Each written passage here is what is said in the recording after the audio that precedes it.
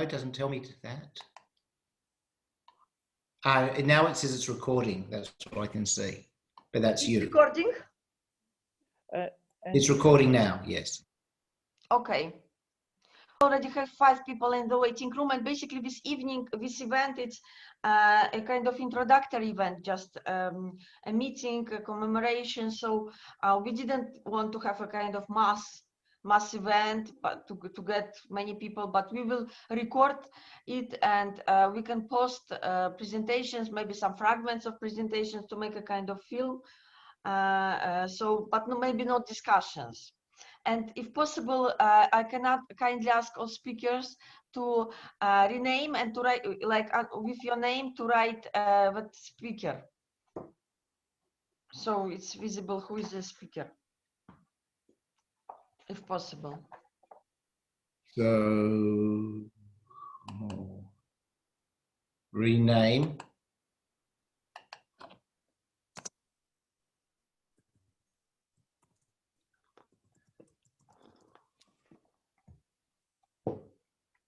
Like to write with your name, but you are a speaker.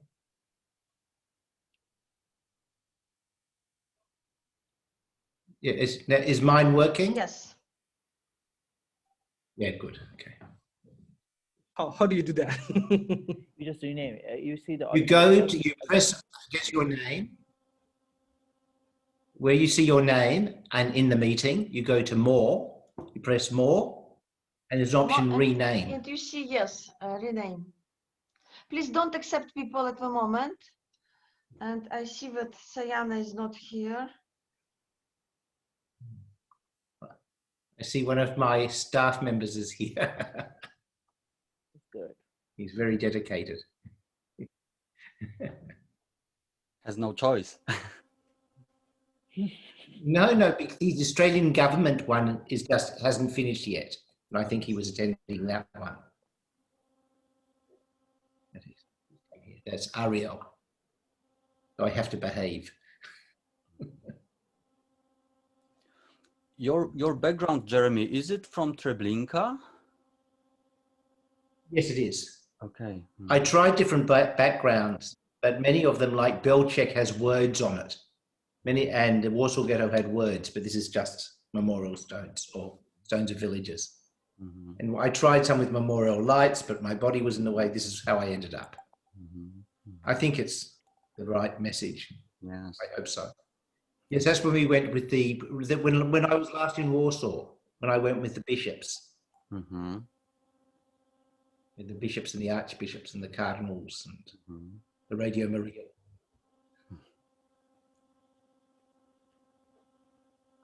We still have 2 minutes, so.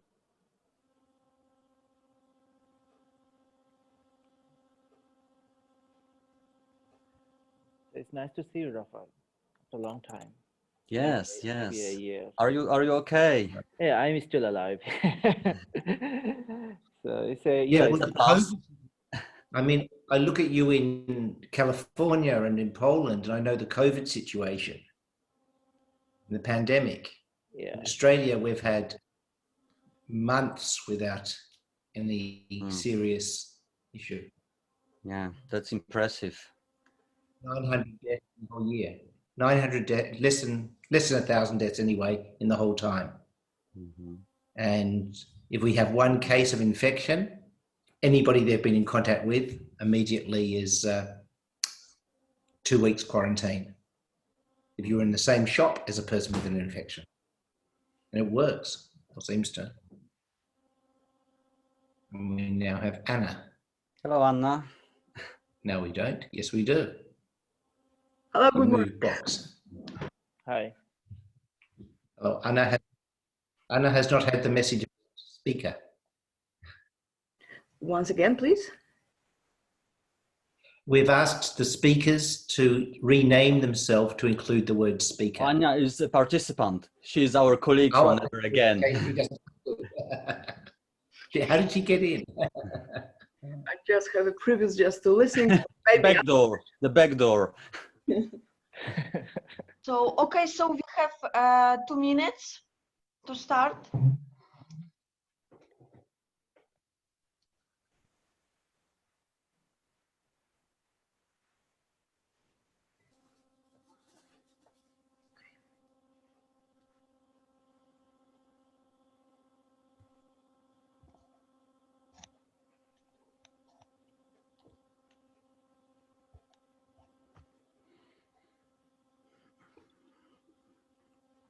Good evening, good morning, everyone.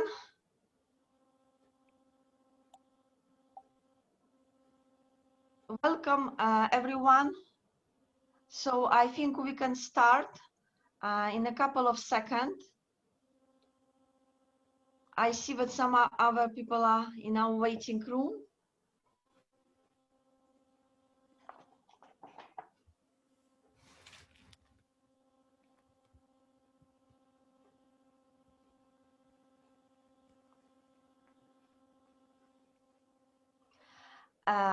Good evening, good morning, good afternoon. Welcome, everyone, for this special session dedicated to the commemoration of the Holocaust, organized by the Never Again Association and its members and partners in the region of Southeast Asia. Before the official start, I would like to share some technical information with you. So all participants are recommended to stay muted during the session. And we will start with our 5 speakers and 5 presentations. And then after our all presentations, we will have time for discussions, for comments and questions. During presentations, you may also post into the chat box your comments, your reflections, your questions. And we have our wonderful chat moderator today, Dr. Sanjoy Barua from Bangkok, Thailand. And also you can share your comments, your questions. If you don't want to share it publicly in the chat, you can share with him directly, privately, and he can later, when we will have time for discussion after presentations, he can also read with questions and read with comments and share them with us. So Sanjoy Barua is a chat moderator, so you will see. And this session will be recorded, and we will not post any discussions, questions or comments online. We will only share presentations, speakers' contributions. And I see that there are so many people are joining us this afternoon, evening, or morning, depends where we are. And I see that there is a great diversity. So we are coming from all parts of Southeast Asia, but not only from Southeast Asia, from other countries. So I kindly invite everyone to share your name and your country, from where you come from.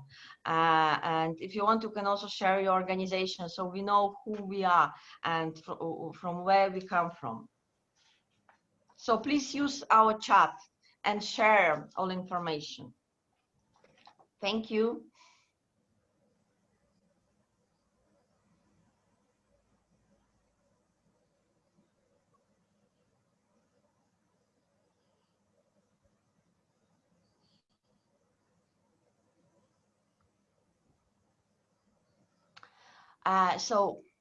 Welcome everyone. Again, my name is Natalia Sineaeva and I'm a member of a Never Again Association. And I will be a moderator of our special session today. My colleague, Dr. Sanjoy Barua from Bangkok, Thailand, will be a chat moderator. This session is dedicated to the Holocaust Memorial Day, the day of global significance, the day of commemoration of Jewish and Roma victims of a genocide committed by Nazi Germany and its collaborators during the Second World War. The day of liberation of Auschwitz-Birkenau, the largest Nazi concentration and death camp 76 years ago. It is also an opportunity for us to start to inaugurate our project, identifying and countering Holocaust distortions, lessons for Southeast Asia. And we are very happy to organize this event, the first event today, in cooperation with our members and our partners in the region of Southeast Asia. Our project was supported by the International Holocaust Remembrance Alliance, which unites governments and experts to strengthen, advance and promote Holocaust education, research and remembrance, and to uphold the commitments of the Stockholm Declaration. Today, our program is the following. We will have 5 presentations. We have 5 speakers representing different countries: Australia, Thailand, Cambodia, Myanmar, and then we will have also, after 5 presentations, we will have a Q&A session, and when you can share your reflection, you can share your feelings, you can ask questions. And please remember, when you can also post your questions, your comments in chat, or share privately with our chat moderator. Before our first presentation, I would like to ask for a moment of silence in commemoration of victims of the Holocaust,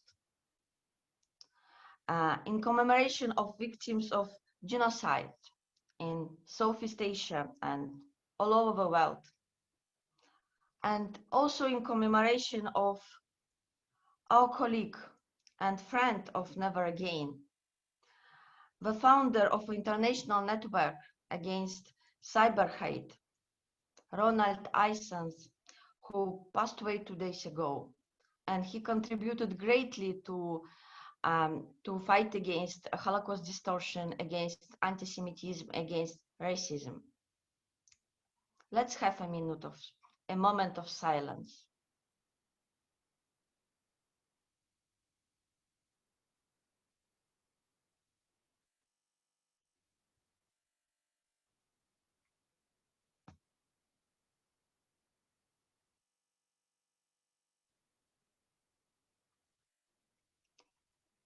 Thank you. Thank you.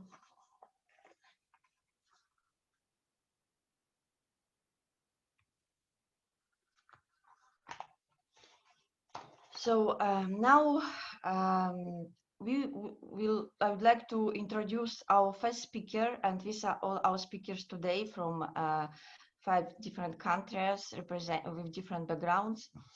I would like to introduce our first speaker today, Jeremy Jones from Australia, and he is the Director of International and of Community Affairs for the Australia Jewish and Jewish Affairs Council, a honorary life member and former president of the Executive Council of Australian Jewry, and a human rights advocate who has lectured and participated in high-level conferences on human rights in more than 30 countries, represented the Australian government and the World Jewish Congress, and chairs formal interfaith dialogues in Australia, while participating in international interfaith activity as a member of the International Jewish Committee for Interreligious Consultations. And he was the 2007 winner of the Australian Human Rights Medal, among other awards. I would like to invite Jeremy Jones to share his presentation today. Thank you. Thank you. I shouldn't be here today. None of us should be here. We are discussing something which never should have happened.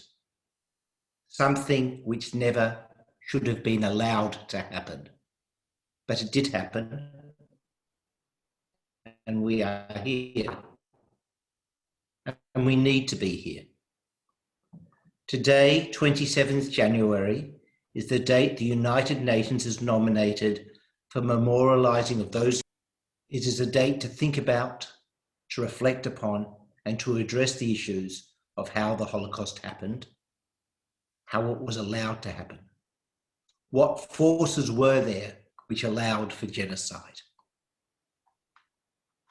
I want to address you today as a Jewish person. And I thought, when we had the moment of silence for our wonderful, dearly lamented colleague, Ronald Isons, we had a minute's silence. If we were to have a minute's silence for all the people, the individuals, the personalities, the Jewish personalities murdered by the Nazis, we would have 11 years of silence. And that is how some people responded to the Nazi Holocaust. They couldn't talk. They couldn't share. but I feel we have a duty to share. Now, I said I'm Jewish, which means if the Nazis had their way, I would never have been allowed to be born. Not even living in the continent of Europe, live with a death sentence that the Nazis showed they were quite willing to execute whenever given the power.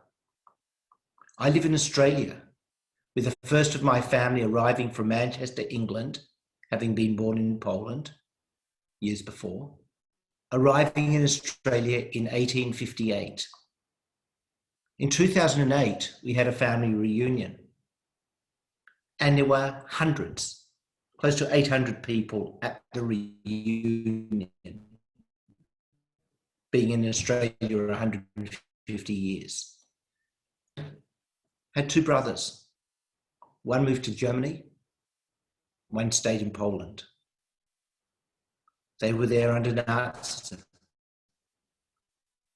The descendants of the brother in Germany, you could count on the fingers of both hands, or maybe just beyond, compared to the hundreds in the room. The brother who reigned in Poland, who stayed in Poland, 0. And what can we say?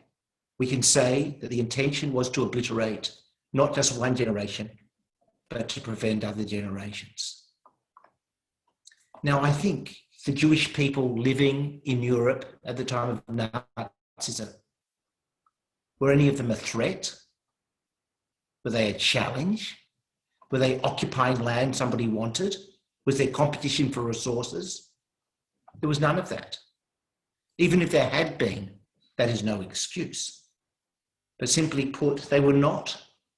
They were no threat, but they were able to be the victims of a genocide. There was enough to say, enough in history, enough in culture, enough in society for a political movement which pledged to kill, which pledged to destroy, to be able to gain power. I look at my children, they had great-grandparents who were adults in Poland at the time of the Holocaust.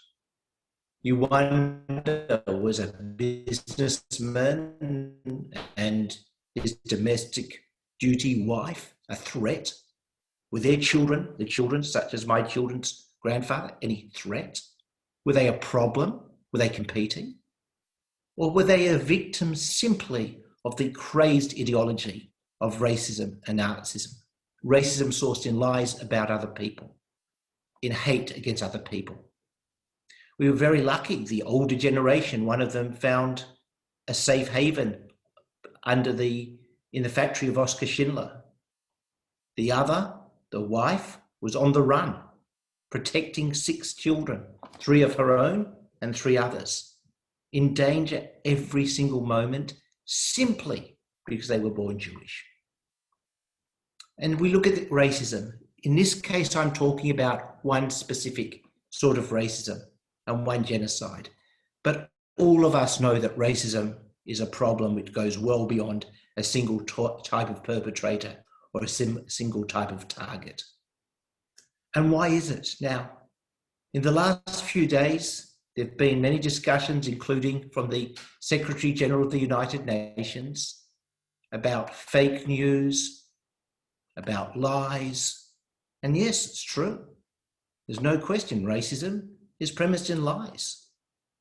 Yes, it's true that the stereotypes, let alone the conspiracy theories or the hatred, is often sourced in dishonesty and lies and in a lack of any possibility even of there being truth. But that seems to be irrelevant. Also, one thing we saw is one other problem we had is when we're discussing this issue is why was there a lack of resistance? Why was there not a response? What happened to the rest of the population? And the answer goes with a question in relation to perpetrators. The perpetrators believed there was going to be a lack of consequences for their actions.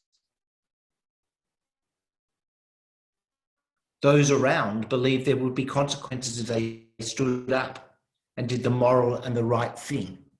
That was very important for determining why people behave like racism in any of the countries represented here today. Know that something wrong is taking place and feel there are more consequences for doing the right thing than there are for doing the wrong thing.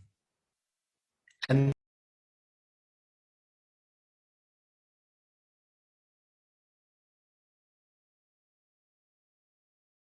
Sorry that we lost connection from joining.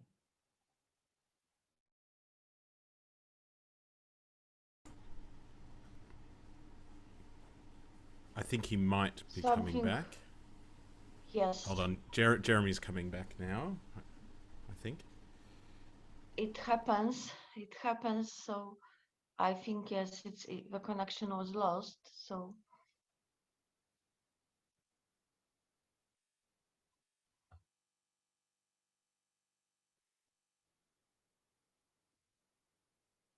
I'm back now. I'll stop the video and continue because I believe the video is causing some problems. Connection. Let me continue. Of consequences, an issue of people who could have done the right thing but did not because they had fear. And we look today at some of the problems which relate to Holocaust and Holocaust education. We find people who will justify genocide, who would justify racism, who would justify the Holocaust, say, yes, this had a positive outcome for our community, for our society. We can't let that argument be given any traction or success. There's an issue of denial of people who will not admit there was a Nazi Holocaust. This is also a huge problem because not only does it excuse the perpetrators, but it destroys from us the possibility to learn from a terrible situation so that we can do better. People still have the same rationale as those who committed the Holocaust. We still have people who will say this group of people do not belong within the family of humanity and it is justifiable to persecute, to discriminate, and even go to the extent of genocide.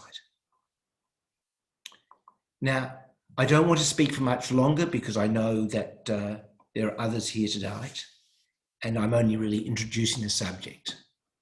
But it was very interesting when the UN Secretary General earlier this week was talking about two pandemics, a pandemic of the coronavirus and a pandemic of racism. And he said, there is no vaccine for anti-Semitism and xenophobia, and our best weapon remains the truth. Now, I would question that because in my experience, when you tell the truth to somebody who is dedicated to telling a lie, they're not interested. You need something much stronger. I believe there have to be consequences and people have to fear the consequences for their possible participation in crimes against humanity, in crimes against racism, in discrimination. People have to be aware that if you do the wrong thing, there are consequences. And that requires societies to be able to learn the lessons of when you need as a community, as a society, to stand up and make sure that people who might be victimized are never in a template where it's a victim versus the persecutor and you are a bystander. It's against the perpetrator, of who is the perpetrator of the crime, regardless of who is the victim. Today, of all days, on the 27th of January, we have to think very clearly about what each of us can do to learn from the Nazi genocide.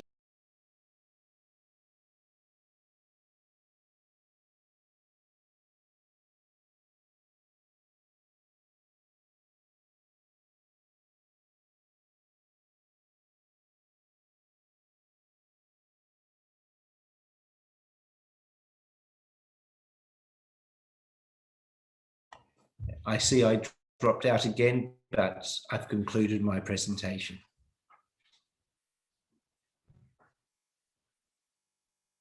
Am I back?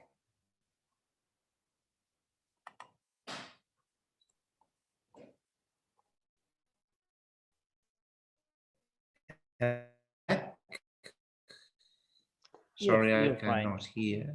Thank you very much. Thank you very much, Jeremy, Thank for you. your presentations, for your words, for sharing with us your family, your personal story, and of course, today we are going through very challenging times of a pandemic, but also the time when we can witness the growing racism, xenophobia, and numerous attempts of Holocaust distortion. So it's very important. It's very important to have solidarity and to be together, to share our commitment against racism, against anti-Semitism and Holocaust distortion. And we are very thankful for your presentation today, but also for your work. For your work against all this, against racism, against anti-Semitism and discrimination. Thank you very much for being with us. And if someone would like to share any comments, please post it also in chat or share with our moderator, Sanjoy Barua.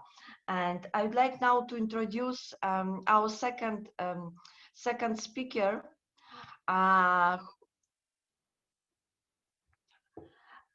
who is a good friend of our good friend and colleague with whom we have cooperated for the last some years, and whom we met during our stay in Bangkok. Venerable Lablu. He's a Buddhist monk, a spiritual teacher, and mindfulness mediation expert.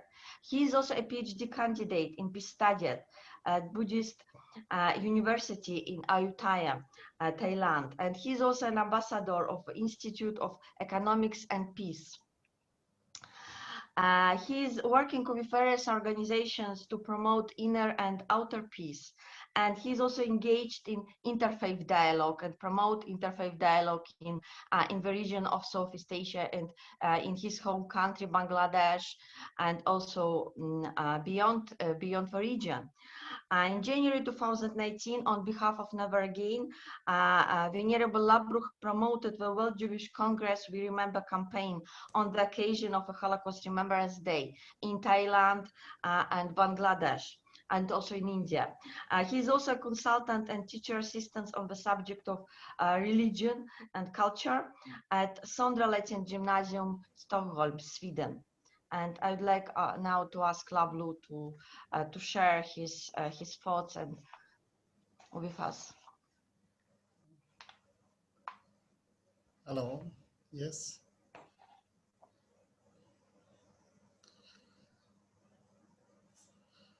Please.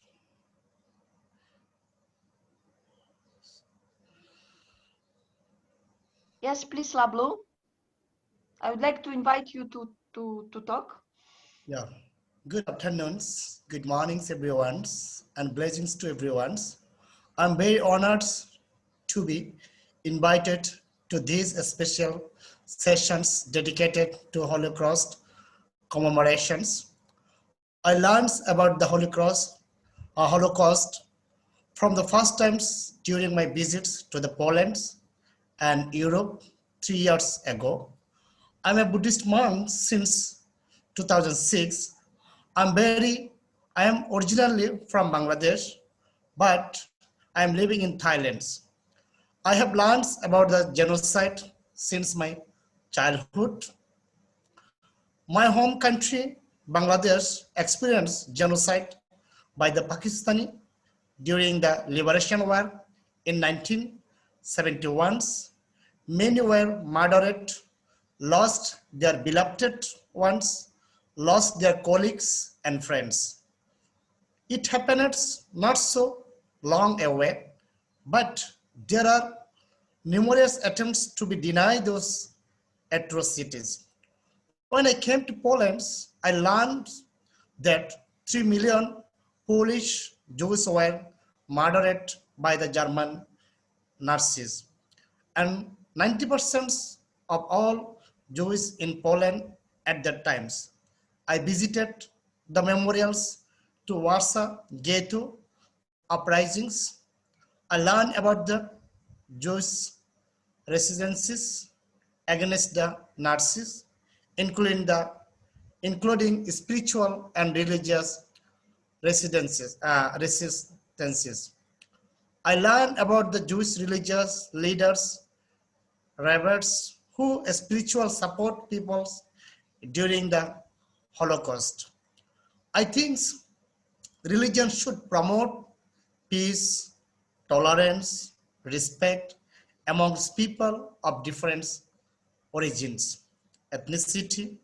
Religions cannot be used politically.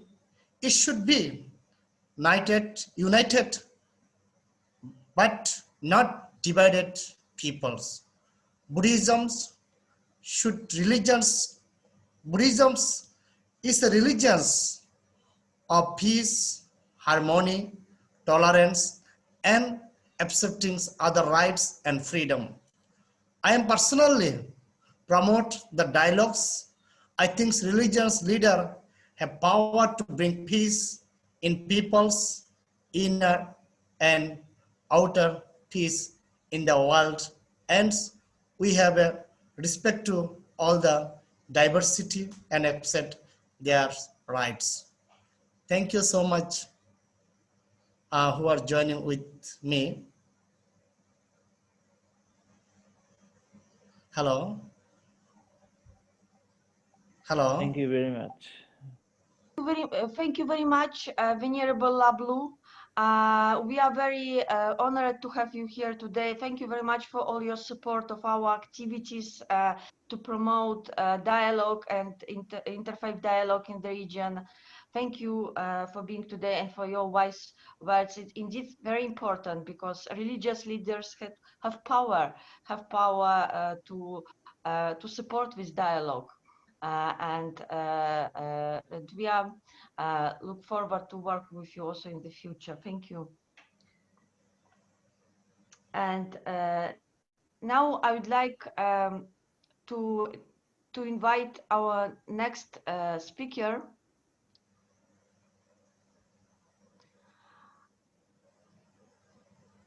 Our next speaker, who is from another country in the region, from Cambodia.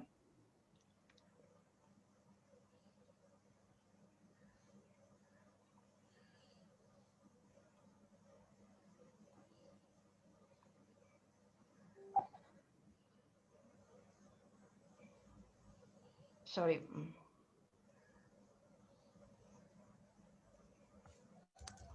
The Diary of a Young Girl by Anna Frank, a Jewish girl who hid from Nazis in occupied Amsterdam until her family's hiding place was discovered and she was sent to her death in the Bergen-Belsen concentration camp, is an important act of resistance against dehumanization by the Nazis, but also an example of human dignity and spirit in face of evil.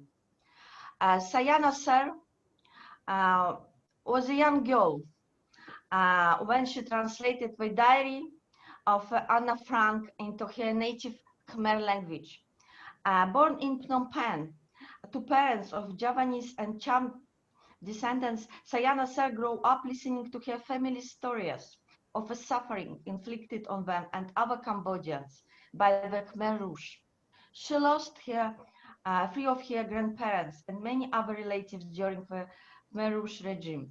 As a young girl in the early 90s, Sayana often spent the night covering in fear with her family in an underground shelter her father had dug beneath their home on the outskirts of the capital city.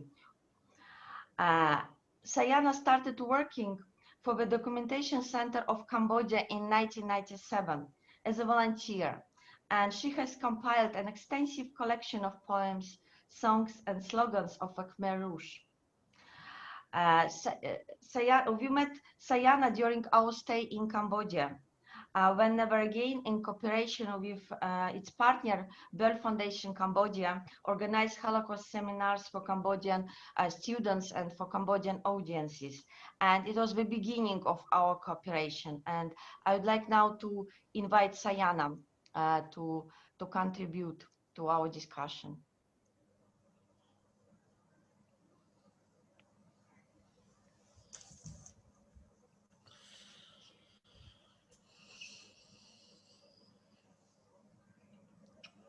Sayana?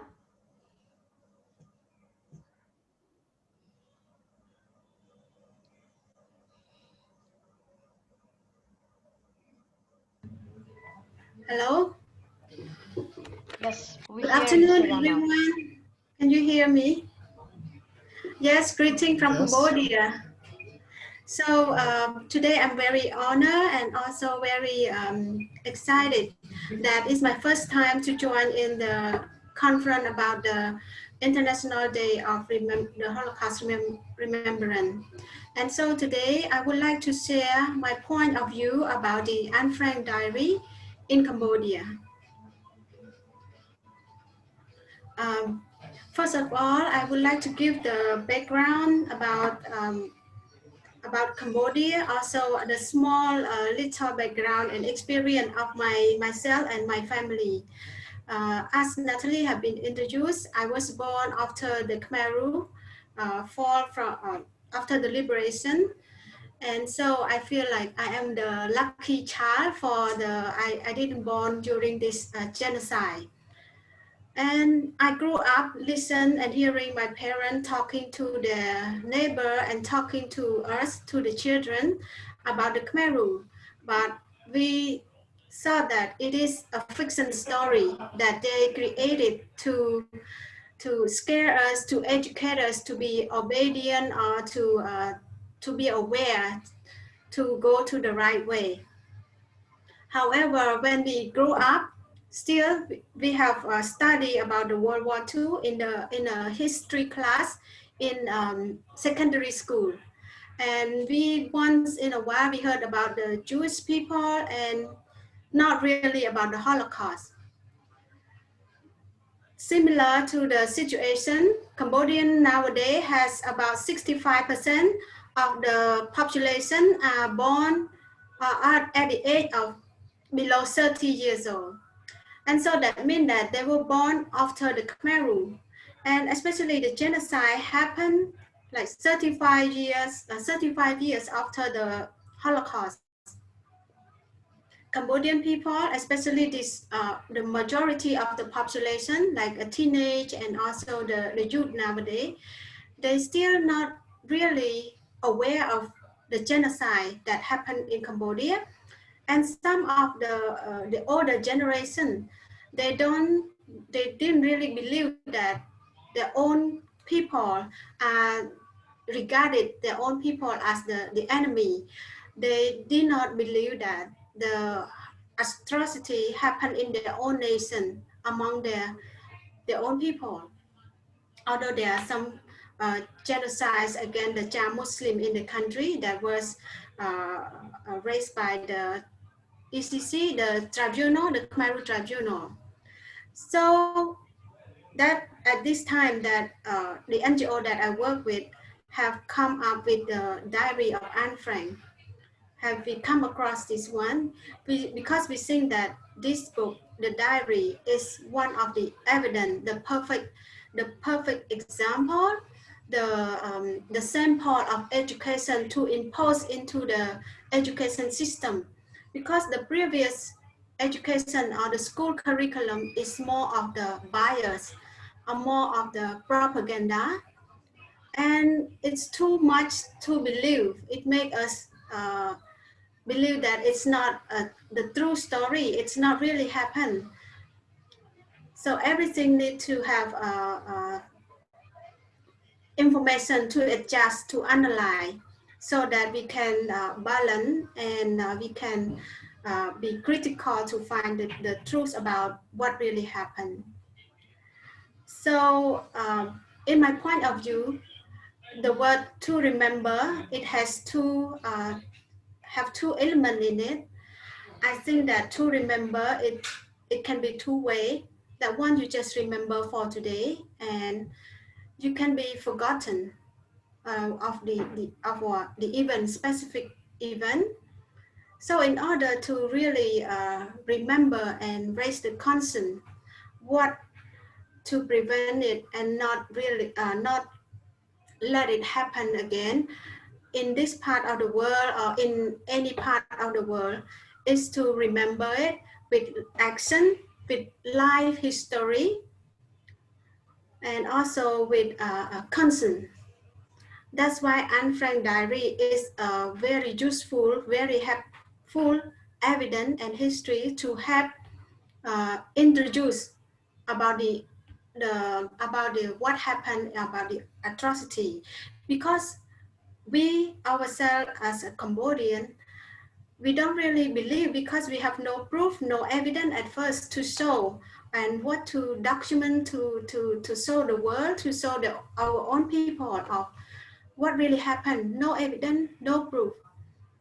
And so in order to have to adjust, to move on, for the survivor to move on, and so that the younger generation, they understand the feeling of the survivor, also the history of their own country, we first need the diary to play an important role to introduce to the youth and also to the general audience in the country.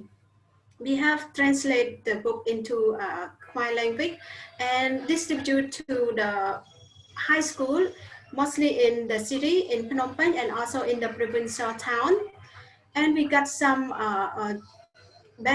impact from the youth, especially, and from the library, from the other NGO, and those who work on the human rights and crimes against humanity, as well as the genocide.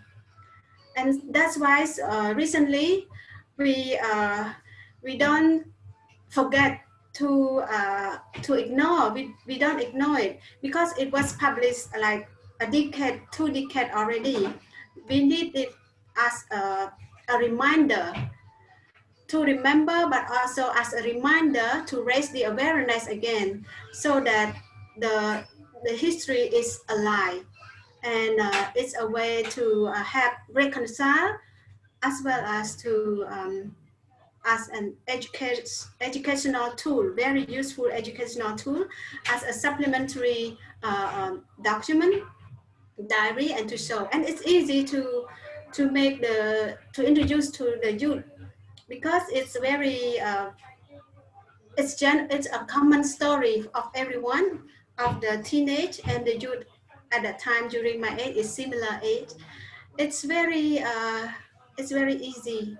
I mean, it's the perfect way to introduce this book to Cambodian, because the most of the population are teenage and also below 35, 30 years old nowadays. And that's why we don't want it to be forgotten. We keeping raising the concern. We keep taking action, keep on taking action. So that's just my really a message, that we want a good story to tell as well. We don't want it to happen again, so that our next generation, younger generation, our offspring have only bad story to tell. So we need to take action to prevent it, and use it as a way to as an information. When we get a lot of information from different part of the world, we can have wider education, wider understanding, and especially to educate the youth nowadays, because teenage or youth are very easy drawn to violence, easy drawn to wrong, bad act, wrongdoing. So Anne Frank diary is really a very important example and a sample for Cambodia as well. So in the first line Holocaust history and evidence that introduced to Cambodia, that help Cambodia have find the way to accept themselves as well. So that's what I want to share. It's my last message. That is to remember with the action. Thank you. Thank you very much. Thank you very much, Sayana, for sharing your personal story and also to be an inspiration for many Cambodian young people who can learn about the Holocaust, but also who can start thinking and reflect on their own history. So thank you so much. And I would like to remind everyone that you can share your comments in our chat box, or you can ask after. Also, if you have any questions or comments on Sayana presentations, we will have space after all presentations. Thank you. And now I would like to introduce and invite our next speaker.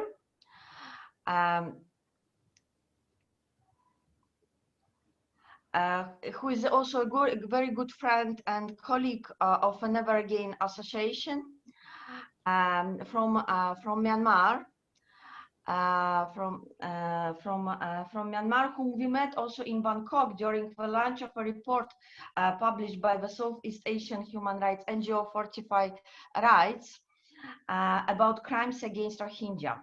Nickey Diamond. Nickey Diamond is a human rights specialist to Fortify Rights in Myanmar, and he is a human rights defender and an academic. Nickey founded Youth for Social Change in Myanmar in 2007.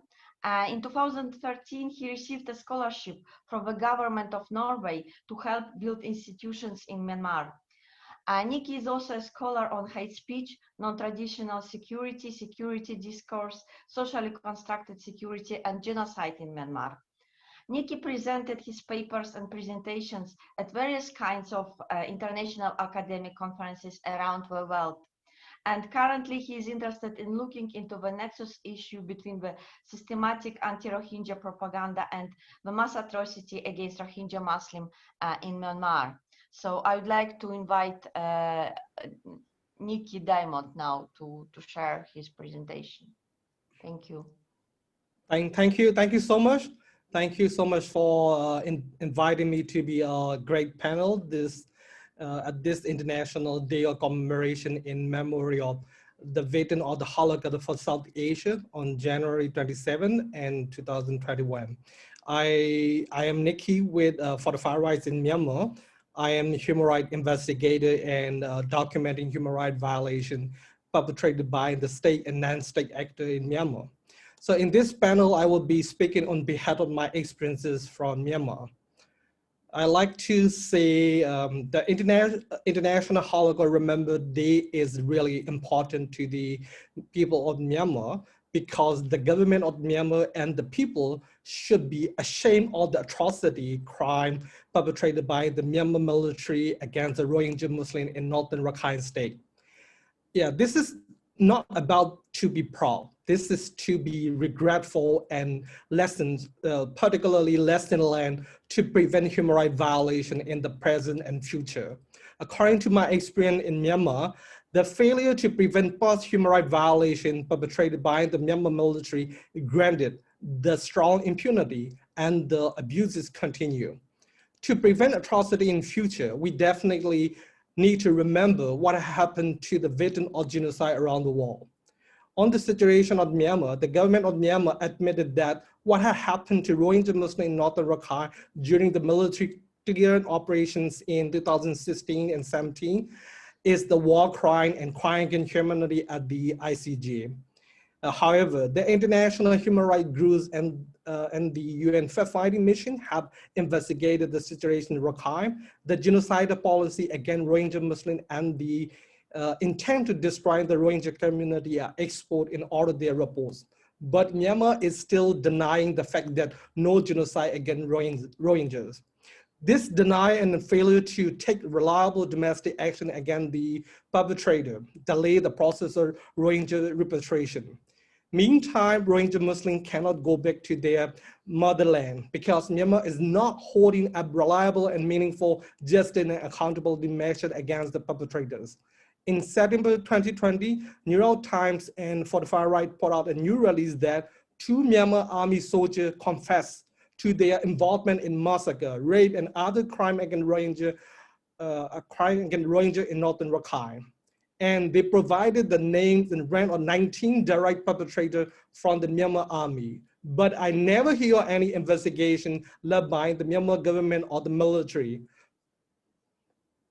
So I would like to conclude that denying and the failure to remember what happened to Rohingya Muslims in Myanmar will mostly endanger the other ethnic minority at the risk of genocide against them. In this regard, whenever we talk about atrocity crime in Myanmar, the military is the major perpetrator with impunity. In Myanmar, civil society groups showed their solidarity with Rohingya community, which is really great, which is really good indicated that they don't support the government and not tolerating the atrocious crime perpetrated by the military. Currently, what we need is international community and world leader like the United States. So under the Trump administration, I don't see any good and enough effort to take action against the Myanmar government and military. But this time, United States should take realistic and meaningful action against the perpetrator from the Myanmar military so we can dream of the better future. Thanks. Thank you very much, Nickey. Thank you for your input, and thank you for being so brave to talk about so difficult issues and also challenges and importance to work on this today. Thank you very much. And I would like to remind that we can also discuss and we can ask our speakers if you have any questions after all presentations. So. And thank you once again. And now I would like to invite our last speaker today, Professor Rafal Pankowski. He's a professor at the Institute of Sociology of Collegium Civitas, Warsaw, Poland. And he studied also in Poland and UK and other countries. And he has published widely on subjects of racism, nationalism, populism, xenophobia, Holocaust distortions, and other issues, including several books. And since 1996, he is a co-founder of a Never Again Association. He's also a member of the International Association of Genocide Scholars. In 2018-2019, he was a visiting professor at the Center of European Studies of Chulalongkorn University, Bangkok, Thailand, and Buddhist Studies College in Authaya, Thailand. In 2017, he was awarded the Polish Ombudsman Honorary Badge. He also received the Polk Award for his pedagogical, journalistic, and cultural activities for racial, ethnic, and religious tolerance, as well as for building civil society and democracy in Poland. I would like to invite Rafal to deliver his presentation.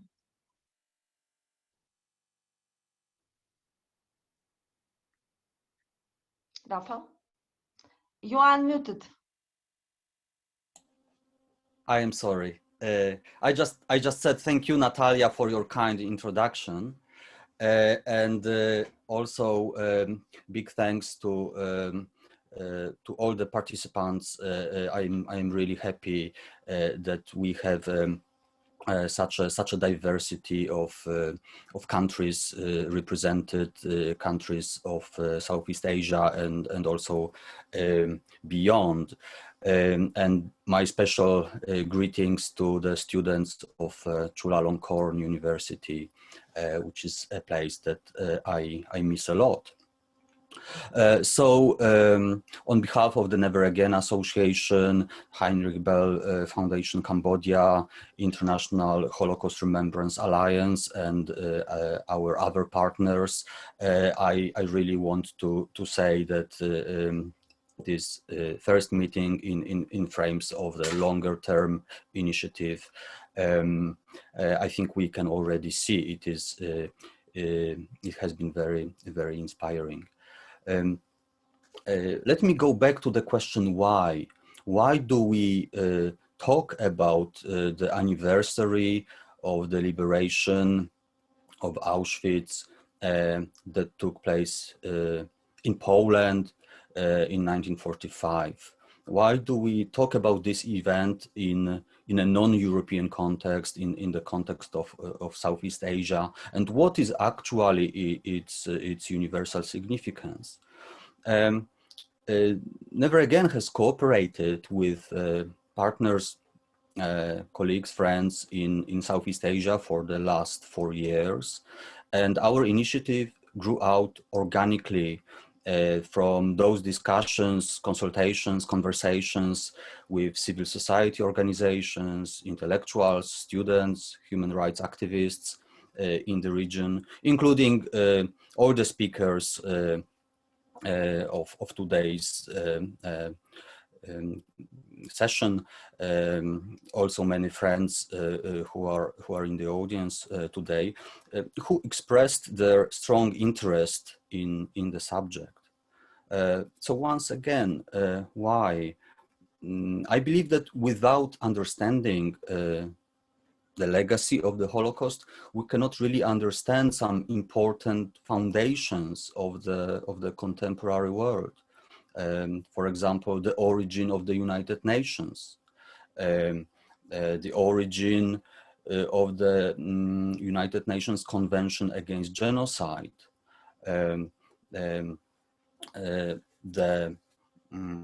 thinking of Rafal Lemkin, a Polish Jewish lawyer who drafted the convention, in direct response to the horrors of World War II, and in particular, the tragedy of the Holocaust. So these institutions, this convention, is definitely highly relevant today across the world, including in Southeast Asia, for example, in the context of violence against the Rohingya, as Nickey just described. Well, secondly, let's think about some other anniversaries this month. For example, on the 25th of January 1942, Thailand declared war on the United States and Great Britain, on the side of Japan and Nazi Germany. This is one example reminding us, this is one fact reminding us that World War II was a global war, and what happened in Europe was very strongly interconnected with what happened in Asia. And atrocities of World War II took place in Southeast Asia too. Now this picture, I think some of you will recognize the site. It is from Kanchanaburi, close to the Thai-Myanmar border, where tens of thousands of prisoners of war and Asian workers died during the construction of the infamous railway. Also in Kanchanaburi, one of the tragic massacres of the Chinese community by the Japanese army took place. And as we know, this is one of many tragic events in Southeast Asia during World War II. I believe it is a relatively little known aspect of the war and the history of the region, the plight of the Jewish population in Southeast Asia during World War II. Historically, the Jewish community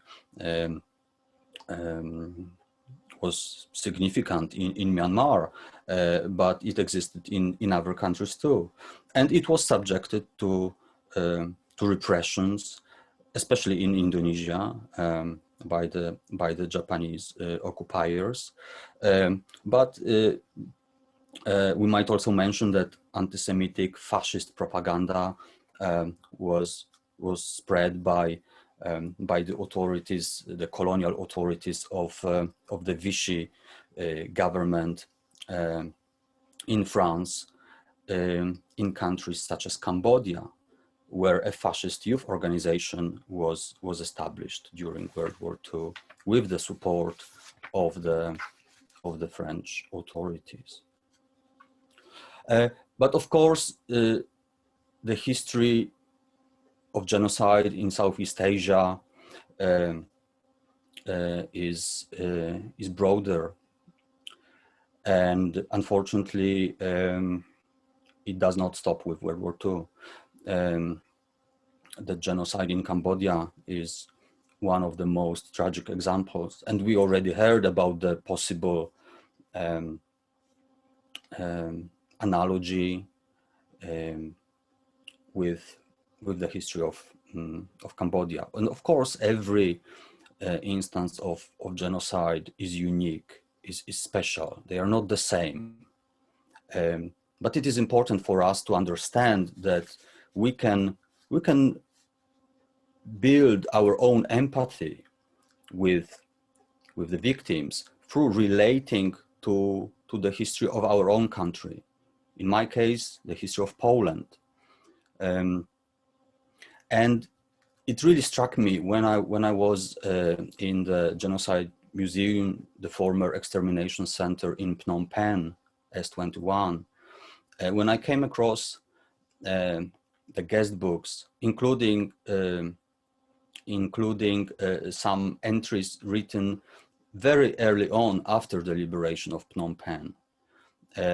Some of those early entries were written by Polish visitors, Polish journalists, who immediately related the atrocities committed by the Khmer Rouge in Cambodia to the Polish history, the Polish experience, especially the experience of the Nazi occupation, Auschwitz, and the Holocaust. Now, of course, genocide is not just history. Next slide, please. And as we heard today, the Rohingya issue is one major example of that. So when we commemorate victims of past genocides, it is necessary and important for us to raise awareness about contemporary events, atrocities, and also to show meaningful solidarity with the victims of the contemporary instances of violence and genocide. Next, please. So there are important commonalities in our histories, identities, experiences. We cannot divide history into separate histories of nation states or continents. There is one history of humanity, and the Holocaust is an important part of it as a point of reference in the struggle for moral progress and social progress. And the denial or distortion of genocide is one of the biggest obstacles to such progress. Trivialization, minimalization, shifting the blame to the victims, minorities such as Jews, that is a pattern that has been repeated.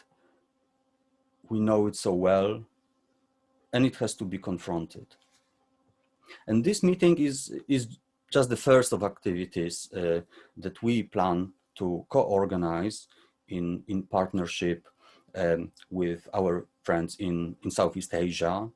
The pandemic means that we have to revise some of the plans, but nevertheless, I am really very happy that this meeting today is the start of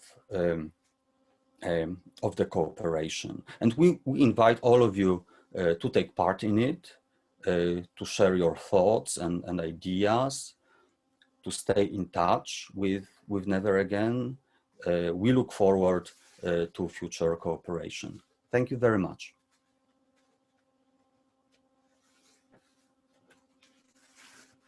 Thank you very much. Thank you very much, Rafal, for your comprehensive overview.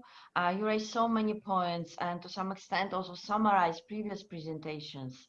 So thank you also for introducing the project to all of us. So now I would like to invite our speakers, not only speakers but also our participants to reflect on our presentations, to share your feelings and also probably ask questions.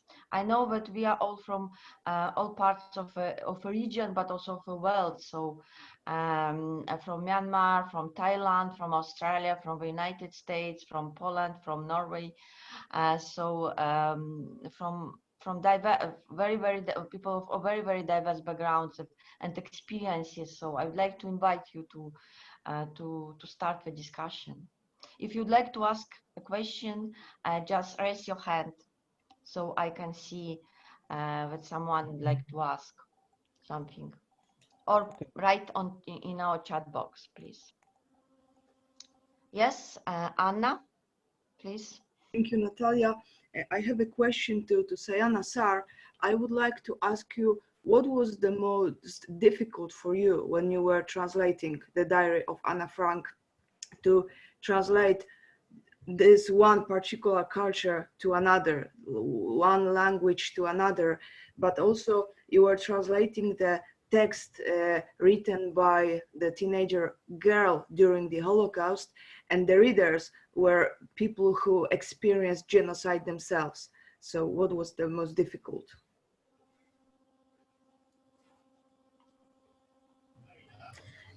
Thank you, Anna. I like to answer. I remember that the most difficult part for me was at the time I translate from English into Khmer language, and also because there are different time of translation from that English into Khmer, especially in the term of the war and the genocide in the book. But it's easier for the language of a teenage. At that time, I was a similar age to Anne Frank and was writing the diary. But also the most difficult part that I cannot hold my tear when when reading and translating the book is when she live in hiding in Amsterdam in the office. Like because I experienced similar when I was young, during the late 80s or 90s, the Khmer guerrilla have been bombarding the outskirts of the city of Phnom Penh, and my parents have to dig a hole under the house, so that we will go into hiding under the house in that trend. And the neighbor were asking to join in hiding with us as well, because the Khmer guerrilla is still fighting with the government at that time. And it was the same frightened, the same similar experience, because there is one night, I remember not one night, but most of the night that I was asleep, like deeply in the sleep, and this gunfighting, it's really wake up, and like my heart beat very fast. We were scared, we were frightened. So my mother have to bring us to under the house to hiding. And so when I translate Anne Frank, I remember the time too. I imagine how difficult it is when she hear the bombing. There's no food. There's difficulty not be able to go to school. I was stay in the house and didn't go to school for a week or several days as well. Like we have to be home at 5 and we eat early. We eat early in the afternoon, like 5:30, and then we prepare to go to bed at 6 o'clock. Even I was born after the Khmer rule, but we experienced that during the late 1980s, like 89 to 1991 as well. And so it's very difficult. This is not really the translation, but it's the situation, the experience that we face. Thank you very much, Sayana. Thank you for sharing this. And I believe that there are some other questions also now and comments. Maybe my colleague Sanjoy, Barua. Yes.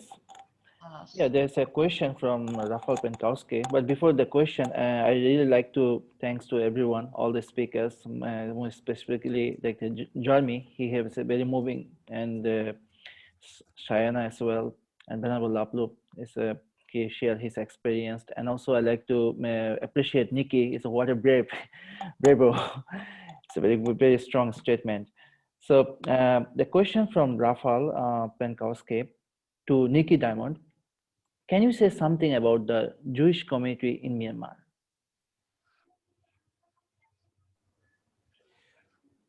Yeah, we do have a Jewish community in Yangon, but not a lot of people member of the community. But we have a very a few. So I know a few of them who are member of the community. And yeah, I'm sorry to say that I only know a few of them, but not really engaging. And I mean, within my capacity, not really engaging with them. But I have met them some of the interfaith event or yeah, some sort of event. I usually have seen them.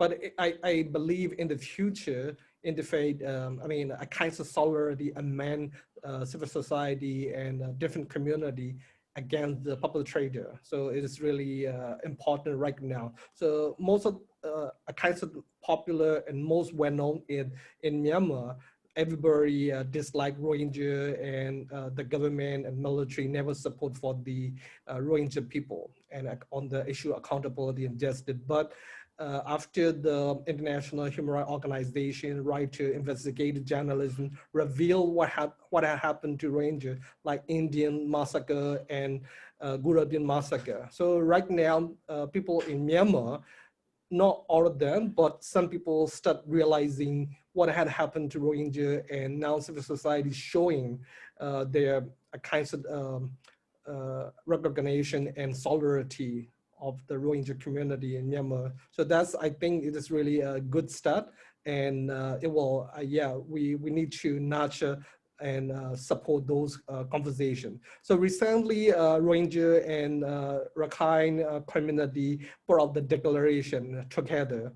So in solidarity to, in the past, Rakhine community never experienced a human rights violation, but you may be familiar with the name AA Arakan Army, who is the fighting against the military and the government for their autonomy. So when they start engaging their autonomy, fight for autonomy in Rakhine, and Rakhine civilian also, non-Rohingya also experience the human rights violation perpetrated by the military. So now they see that in the country, like, so whenever we talk about human rights violation, the military is the significant perpetrator against all other ethnic minority as well. Thank you, Nickey. And my next question for Jeremy Jones. From your travel in Southeast Asia, is the legacy of Jewish communities present in the region? Hi, Jeremy. Yeah, thank you. It's an interesting question because the Jewish communities were always very small. They existed in many different places, as has been discussed, and they had particular experiences under the Japanese occupation because of the Japanese relationship with the Nazis. Look, for example, Singapore is a story which has its own history. Dr. Pankowski referred earlier to the Indonesian experience, and there were other experiences. And you go to some places and you find the remnants, the remains, a bit of history. In Surabaya in Indonesia, the names of some of the streets in other parts of Southeast Asia also. But what you see more of now is a presence or an interest of contemporary Jewish people. Jewish people today seem to have learnt something from experiences during the Holocaust. They've learnt about how evil racism is, regardless of whom it's targeting. And so many people working in the NGO world, many people working in the human rights world will encounter Jews today in Southeast Asia, even though they're not Jewish communities. within Southeast Asia. But we live in such a globalized, have such a globalized existence now. I mean, look at this seminar today. We are from all parts of the world having a conversation. And you can relate and learn from somebody whether they are 3 meters away from you or 30,000 kilometers away from you. You have that opportunity to engage and learn. And although, yes, there are Jewish communities and there are still small numbers of Jews in a number of places within Southeast Asia, the real relevance, I think, of Jews to Southeast Asia today are the Jewish people wherever we are and whoever we are, who are able to engage and work with community builders, social justice workers, etc. in Asia. Thank you, Jeremy. Yes, yes, Joe. Yeah. Yes, yeah, can I have a question, please? Sure. Yeah, okay. Thank you so much for giving me this chance to ask a question. First, I would like to express that I'm very glad to be here because I heard a lot of different story about Holocaust and about the Cambodian. And so I'm from Myanmar. My name is Zawin. I'm also currently a master's student in human rights in Mahidol University in Thailand. So yeah, it is very important to commemorate about the events like genocide events around the world. So it has been more than 70 years after Second World War. So it is very important to acknowledge to what had happened to the victims of Holocaust and other genocide events around the world.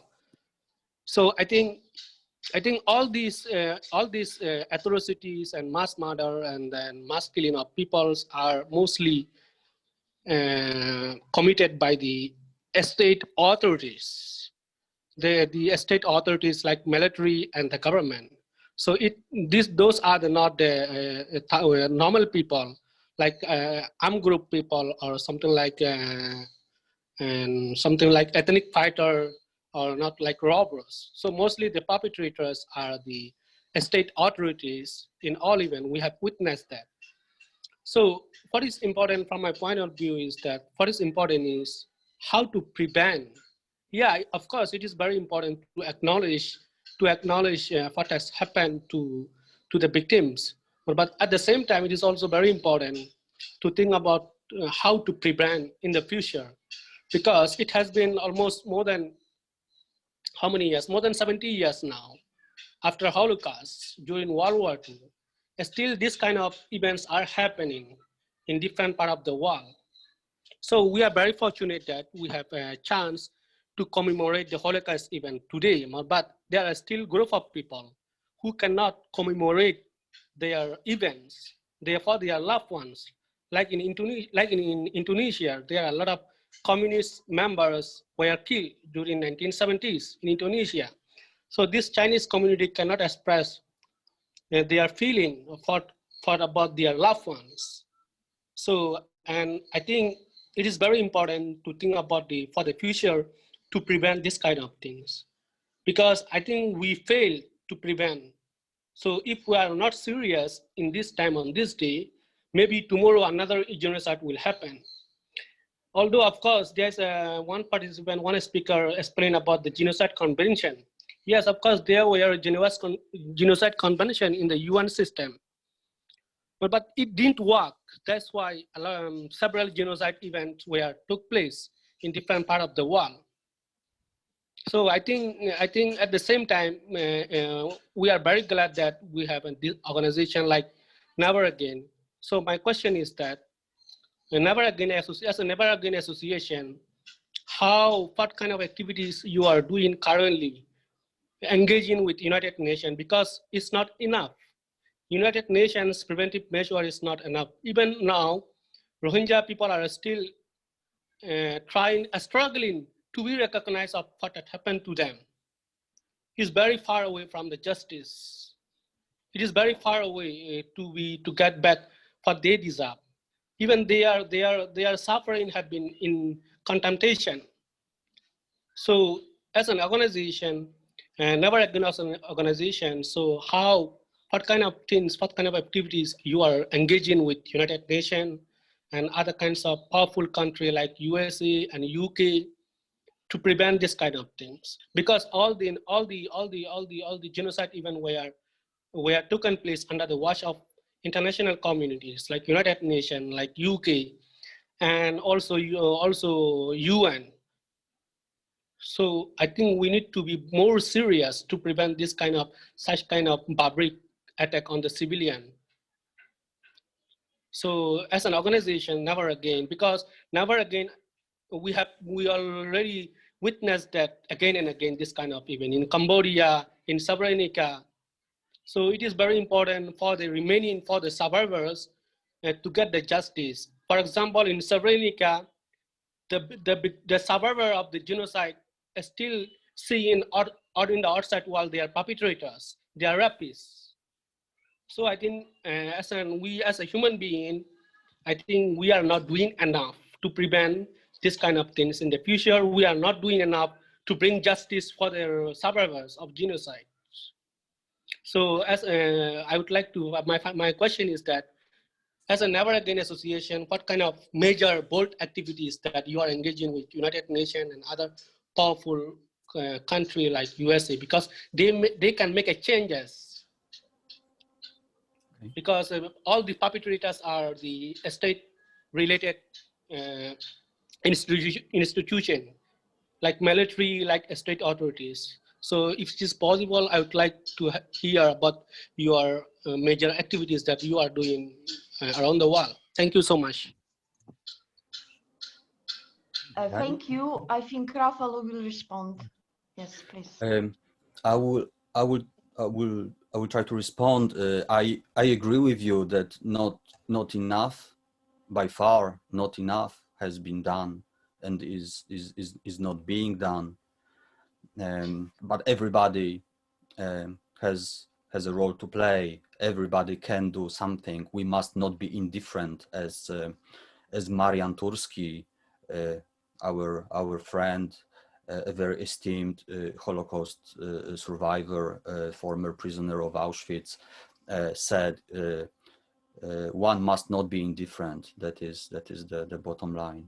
And everybody could and should do something. And the Never Again Association is also trying to do as much as we can, but we cannot do everything. Certainly not without your help and participation. But when you asked about the United Nations, normally we do not work on that level. But I personally was invited to address the UN Human Rights Council 2 years ago, and I was asked to talk about Poland and Polish experiences, but I also mentioned the Rohingya issue, because I thought it was also my obligation to mention the contemporary case of genocidal violence. But I also agree with you that prevention is key, and of course it is easier said than done. But in this context, education is very important.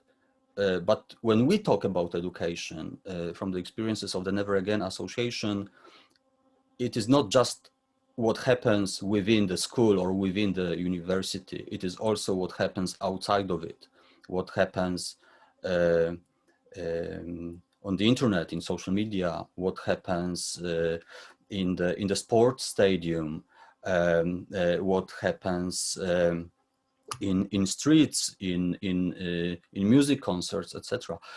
So we have built our educational campaigns in the field of informal education. So using music festivals, using sports. One of our main campaigns is called Let's Kick Racism Out of the Stadiums. And this is the kind of experience that we are more than happy to share. We also want to learn from other countries, from other partners. But last year, or in 2019, I had the pleasure to conduct a workshop at Chulalongkorn University, a workshop on the experiences of the Never Again Association in anti-racism, anti-xenophobia, awareness raising through the tools of informal education, such as music and sports. And I would very much encourage you and everybody to have a look on our website, neveragain.org, or our Facebook page under the title Respect Diversity or Never Again Association. And I do hope that you may find something inspirational there. And if you also have some ideas or examples of good practice that we could learn from, we would be very grateful too. So thank you again for your contribution. Thank you. Thank you very much, Rafal. And I would like to ask Sanjoy Barua, our moderator, chat moderator, to tell us if someone else would like to ask a question or has a comment. Okay, so yeah, thanks Rafal as well, and also Natalia too.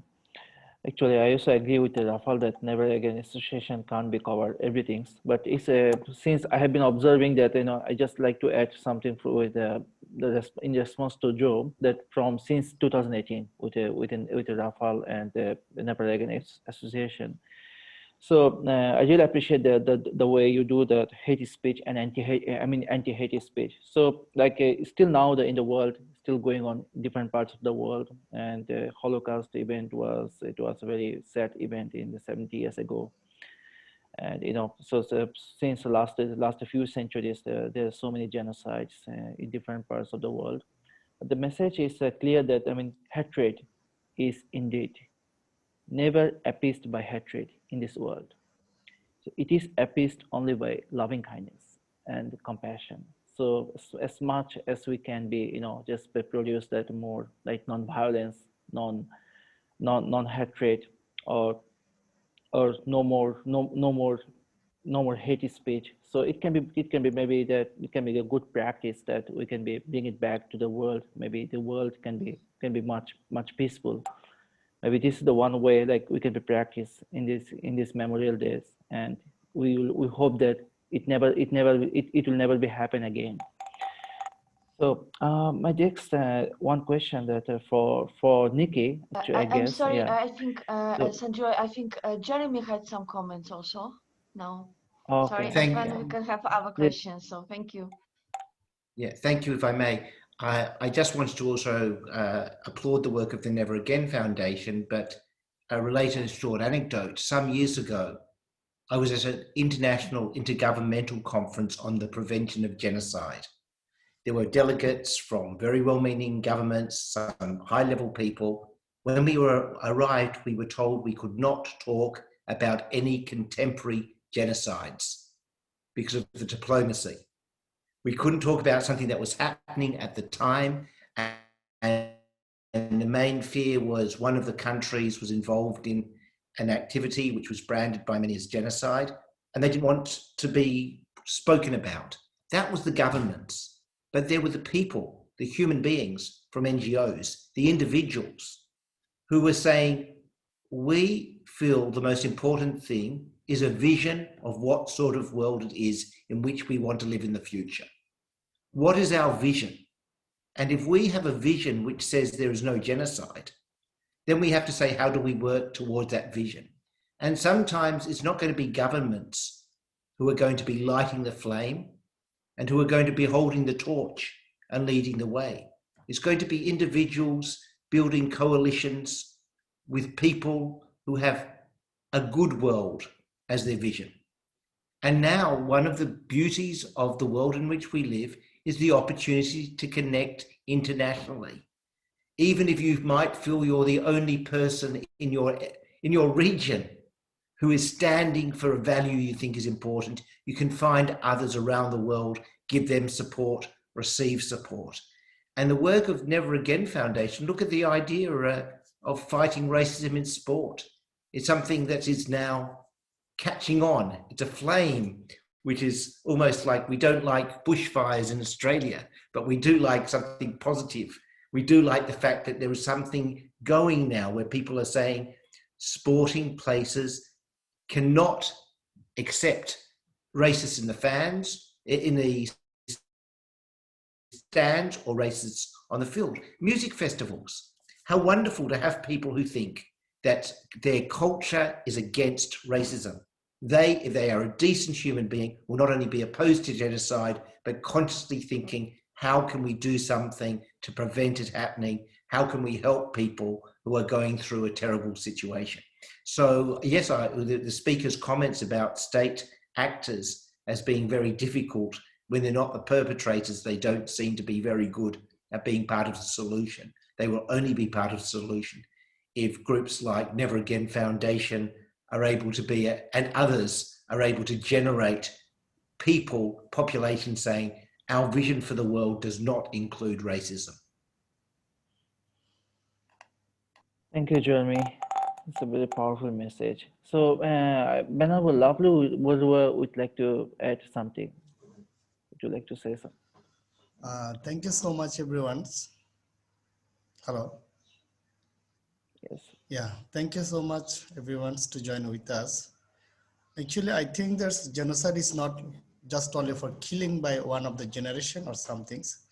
And genocide all the times start from our heart, from our mind, and from our hatred speech or from our delusions. So I'm agree with our most professors, Rafals. We must have to make awareness from ourselves. When we have an awareness from ourselves, when we have a real compassion in our heart, and we can accept as never again do that, when we can accept to our respect to others, all the diversity, then we can accept all the peoples, regardless of religious, regard of colors, and regards of asset. Because genocide is not only for the religious things, it's not happened by the religious. It's happened for the property, it's happened for the economical value, it's happened for the economy. It's related with the many things, I think. So that's why genocide and Holocaust, we must have to be made from our heart. That's why in our Buddha said, we must have to think as like a mother protects her child. So we have to think ourselves, we have to protect all human beings as like mothers protect to our child. So this is maybe we can develop and we can make people to more awareness and make people to respect themselves. When we have a respect our own respect to our mind and body, when we have a respect to our speech, our thinking, our thought, then we can respect to other things and other thought and other what. So must is coming to know ourselves.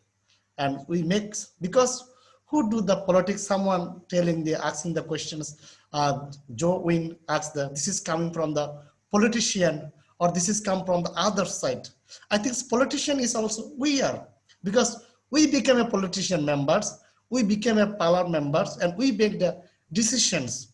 So this is came from our side. So I believe that, so that's why we must individually, we have to our own responsibility and make compassion, kindness, and equanimity in our heart. Then it will be, we can progress.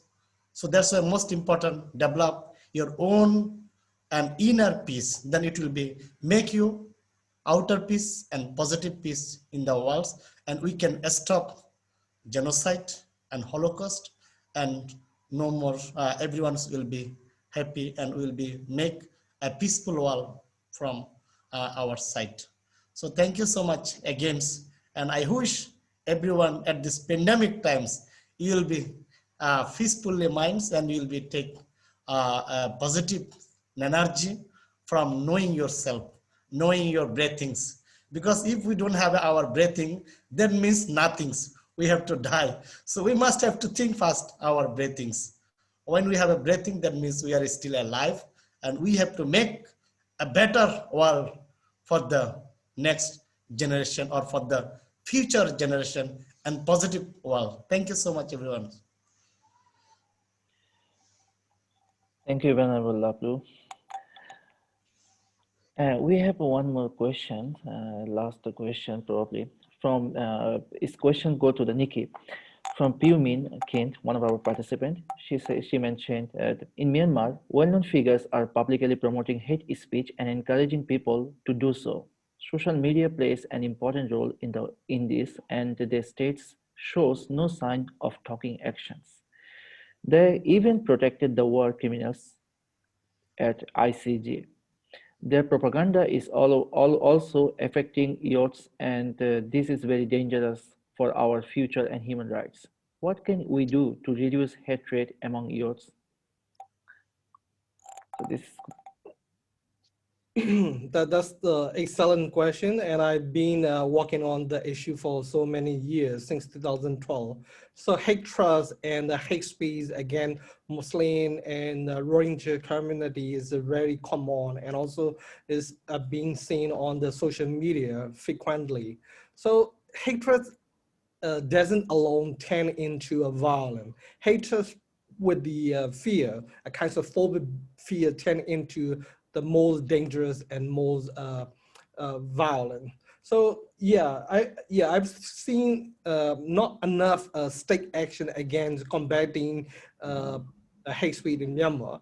So I also don't support the criminalizing hate speech, because in Myanmar, every human rights defender facing the situation like a oppressive law targeting the human rights defender and so if we criminalize, if the parliament enacted the law criminalizing hate speech, that law can be used as a tool to oppress the human rights defender.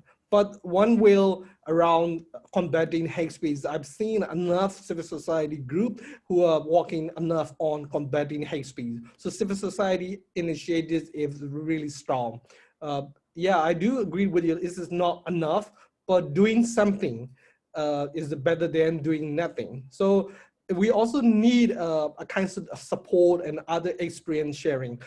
Like some of the speaker already mentioned about genocide, not always happen with the violence. So it's always happen in the people mind, people discrimination, prejudice, some kinds of fear against a particular community or particular group, hatred. All these are, a kinds of precondition. So we need to analyze the situation. So for the medical doctor, to have a cure or treatment, we need to diagnose the issue of the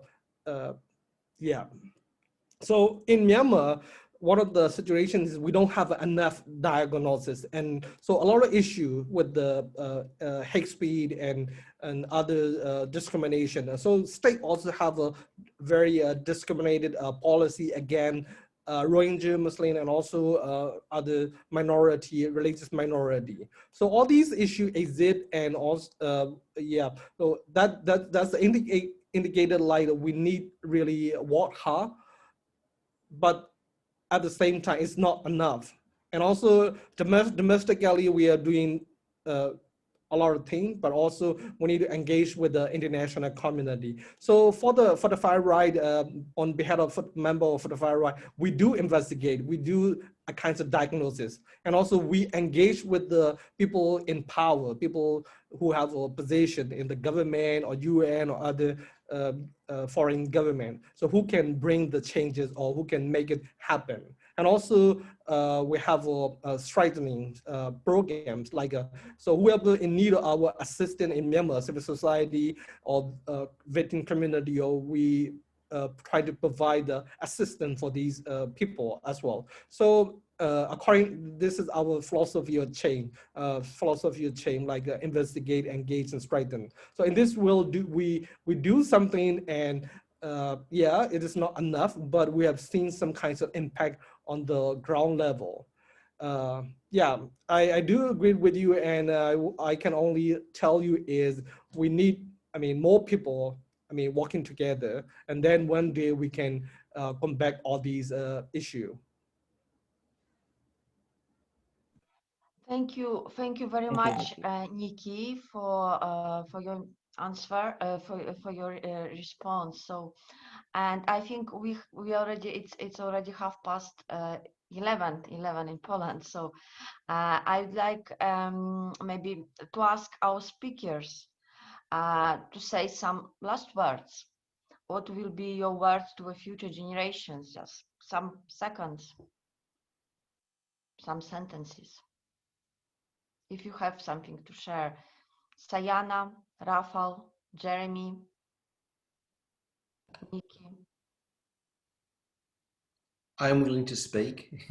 And just something that sometimes we forget when we're using terms like genocide, racism, persecution.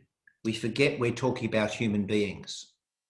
Every person, every number, when we talk about tens of thousands, hundreds, millions, whatever the number, we're talking about individual human beings who are being robbed or have been robbed of the basic right just to have aspirations for personal happiness, fulfillment, for anything they want to do in life. And as the Venerable said not long ago, we have to think of every other human being as somebody who is like our own brother, our own child, our own parent. As soon as we think of other human beings that way, I think we have a more powerful impetus to try and do whatever we can to protect them and help them. Thank you, Jeremy. Sayana, would you like to say something? Yes, I like to, my comment will be an additional to Dr. Rafal speech as well. Like, I agree with him about the education is very important, but how do we create, how do we educate? Especially it's not only the student, and as the example, we need to collaborate together, not only in Europe or Southeast Asia, but from different institutions, from different field. For example, even the policemen, the community, the case of in Cambodia, we do work, reach out to the different, like, let's say different audience or different focus. My term will be more like inappropriate if I use like the word outreach to be like a marketing. Why we use the word marketing is so very successful, like attract people to learn about it. So the outreach is, we should think about it, how to educate the principle, how to say, the program, the methodology to introduce of this kind of education, to make to invest in it, so that people willing to learn. And the program, what we should add in the program, like the Venerable Lablu, he mentioned that should be in with religion of the compassion, the kindness, should be included in that. Also ethic, morality, it's very important. And not only for the student, especially with the policy maker, the lawmaker, the especially policemen as well, like I said, and also the commune chief in my country. They are the leader, the community leader. They need to aware about it as well, and to collaborate into taking action about this. So I think we focus more on investing in education, but on how, and also to review about our methodology in the way how we impose the teaching. Yeah, thank you. Thank you so much, Sayana. Yes, education is very important, and I think we need to cooperate more to elaborate it. And Rafal, would you like to respond, or just very quickly, briefly? Just very briefly, I would like to say that the phrase "never again" has been repeated many times today, and I think it is important. It is important to preserve the memory. It is important to combat Holocaust denial and distortion, denial of genocide. But there is also a positive phrase that I would like to mention here. That is simple: respect diversity. Thank you. Thank you very much, Rafal. And unfortunately, we don't have time. I would like to thank all our participants today, our speakers, and let's be in touch. And let's cooperate. And please write to us if you are interested to participate in our project, to contribute to our project in the future. We will share now our contact details in chat, so please be in touch, and we will of course also update you about our activities. And I would like just to end our session by powerful words of Marian Turski, the survivor of Auschwitz-Birkenau, who said these words last year at the 75th anniversary of liberation of Auschwitz-Birkenau. The Nazi camp of Auschwitz-Birkenau didn't drop from the sky. It was all teeny steps approaching until what happened here behind me did happen.